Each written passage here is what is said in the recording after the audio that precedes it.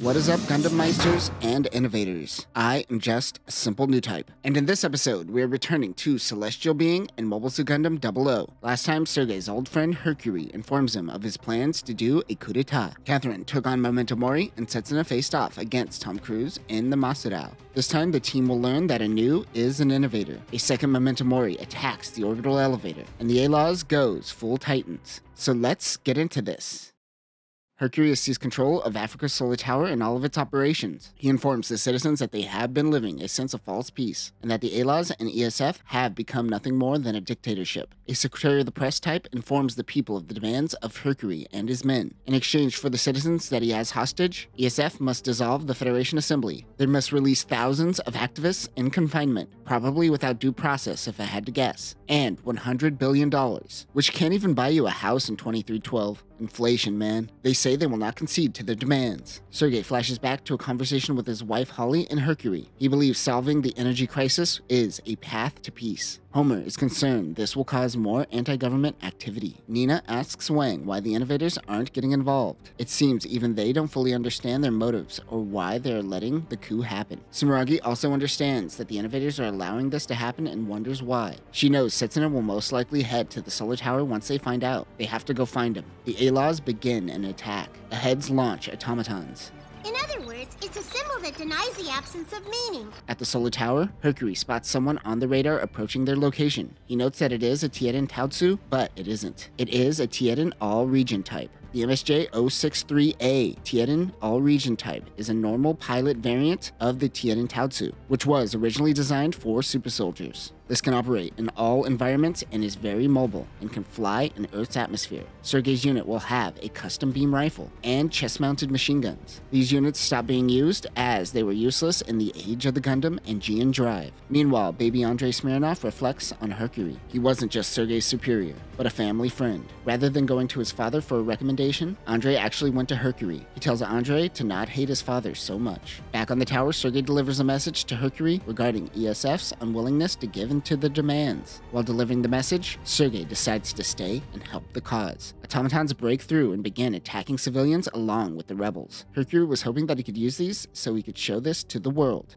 Had to let a couple people die to prove that, but hey, this guy. However, Hercule was planning on letting the civilians go. Except for this guy. Hercule, however, does mention that the pain caused here is worth getting the word out. He is cool with bearing the burdens. For him, it is all about sowing doubt. On Earth, the media are claiming that the rebels are killing civilians rather than the A-Laws. Hercule says that the truth will be revealed soon enough and doesn't care. Setsuna and Tom Cruise continue their fight. Last time he was able to activate a transcend system of his own. The Masudao tries to penetrate 00's GN field. Tom Cruise says that he is better than him, but Setsuna goes, "Nuh-uh, I'm better." And Gundam. Luckily, Setsuna is saved by the Ptolemaeus crew because Tom Cruise really beat him up. All the other Gundam Meisters give Setsuna a hug. Gundam's hugging looks funny. Also, you're gonna scratch the paint. You're just giving Ian Vashti more work to do. Poor guy. Katie, who was put on standby, notices the formation of the army around the tower. She realizes they must have another Momento Mori. Sumeragi realizes this too. We flash back to an assault on the former HRL-controlled solar tower being attacked. Sergei knows that Holly is there, but he has to focus on his mission. This, of course, led to the death of his wife. In the present, everyone preps for evac on the solar tower. Hercule was being too careless and didn't consider the A-Laws would go full scorched earth. There are 60,000 private citizens on this tower, and the A-Laws are willing to kill them all. Meanwhile, Ribbons has some delusions of grandeur. The A-Laws are taking out any of Catherine's troops around the solar tower. The Gundams, minus Setsuna, engage, but Setsuna is ready to launch. Even though injured, he knows 00 Riser is the only thing that can take it out. He asks for Saji's help. The two men dock while Red Hotto cheers them on. Oh, you kids in your docking. Momento Mori preps to fire. As 00 Riser heads up to take it down, they are met with the Empress, piloted by Divine Nova. The Gundam goes into Transam mode and fires on Momento Mori, but it isn't a beam blast. It is a giant beam saber.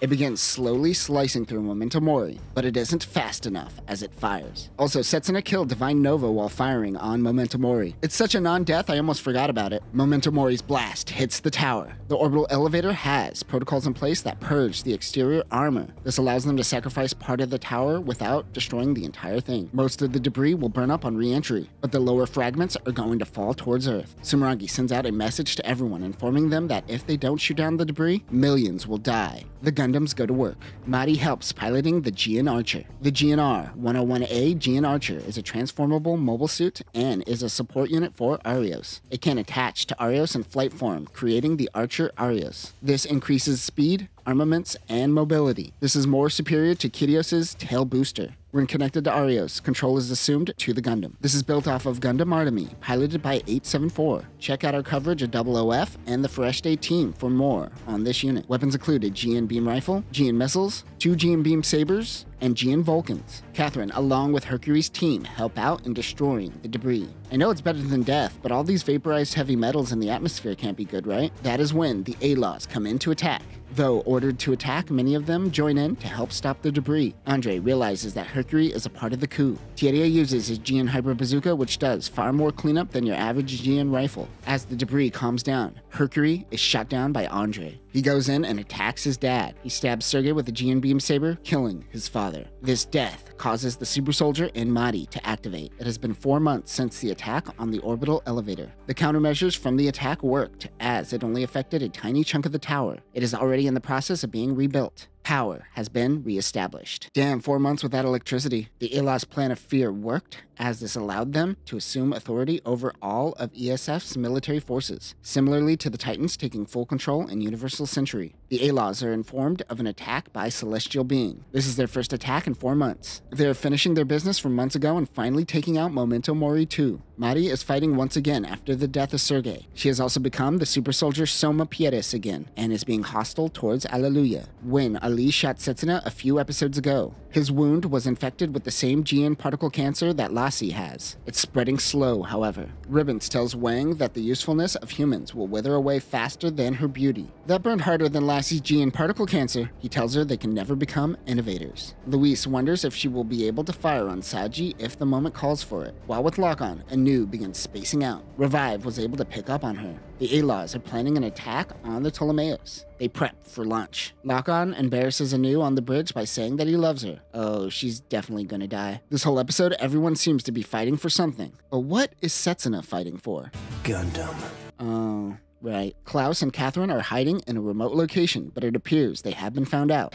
Kenny! No, not Kenny, you bastards! Marina, Shiden, and the kids flee underground. Shiden tries to give Marina a gun, but she is all about that total pacifism. Soma detaches from Arios and tries to find Andre. Setsuna activates the Transam system once again, releasing a bunch of GN particles. This causes Alleluia to turn into Hallelujah. Saji tries to reach out to Luis. They have a mind conversation. She pulls a gun on him. Can you shoot someone while having a conversation in your mind? This causes her to freak out in the real world. Sheridan engages with Revive. He activates his Transam system and tears through his mobile suit. Revive tries to escape, but Thierry uses Seraphim to capture his core pod. Andre tries to pull Luis back, but Soma continues to attack him. She rushes in, but Arias holds her back as she is moving too far out. As the A-Laws retreat, Saji yells at everyone saying that Celestial Being is just making everything worse. Meanwhile, Tom Cruise just watches. You know, if you helped, you guys probably could have taken down Celestial Being. Nope. Just gonna brood, I guess. As Marina is unwilling to hold a gun, Shiden wants her to hide with the children. She is just going to be a liability to her. Saji says that he will fight to help bring Luis back. Celestial Being goes to interrogate Revive. As they talk to him, Anu is activated. She turns to Lassie and shoots him. After watching Setsuna's fight, Ribbons wants 00 for his own. Earlier, Regina gave Wang intel on the location of Veda. However, Ribbons knows this. As Wang goes to the location, she is stopped by Nina. The Gundam Throne Drive fires and destroys her ship.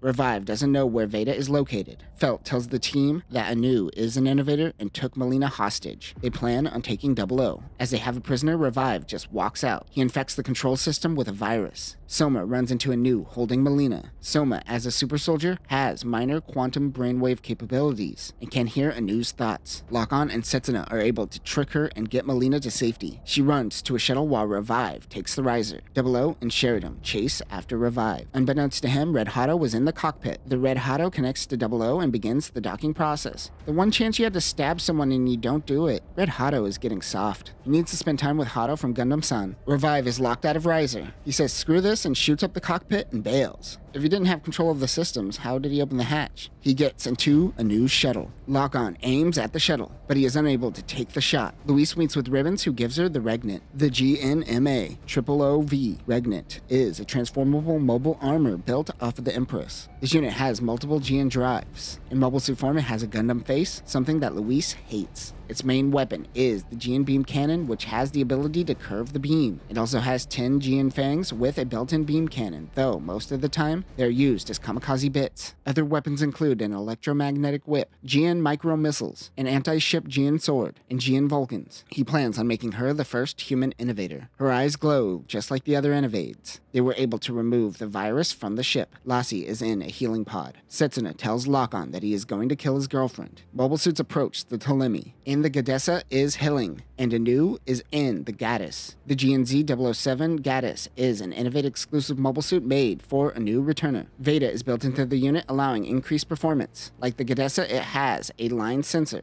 a core fighter, and optional leg-mounted boosters. Weapons include GN Beam Saber Fang, a GN Heat Saber, GN Vulcans, and a GN Cutter. This is a superior machine, but Anu isn't the best pilot to utilize its power. Luis is in the Regnant. She fires her bendy beam cannon. Lock-On engages with Anu. He activates his Trans-Am system and begins tearing her mobile suit apart, limb by limb. He opens the cockpit and tries to get Anu to come with him, but she begins fighting him again. It appears as though Ribbons is controlling her with quantum brainwaves. She rushes towards Lock-On when suddenly she is shot. It is Setsuna. He says, "Bitch, I told you I was gonna kill her. Now let me sprinkle you with some GN fairy dust, so you and your dying girlfriend can have a naked quantum brainwave sesh." Anu is killed. The other Innovators make their retreat. And that will do it for this episode. The destruction of the orbital elevator shows that people will come together when the destruction of Earth is on the line. This won't be the first time that the government used a 9/11-like event to attain more power. Bush, where did you go? Are you reading books to children again? Next time, we will conclude Mobile Suit Gundam 00. Tom Cruise will go up against Setsuna in a new mobile suit. Ribbons will become a ghost in a shell, and we will see the return of Exia. But that will do it for now, new types. If things are going bad, just sprinkle a little GN fairy dust, and things will get a lot better. Peace.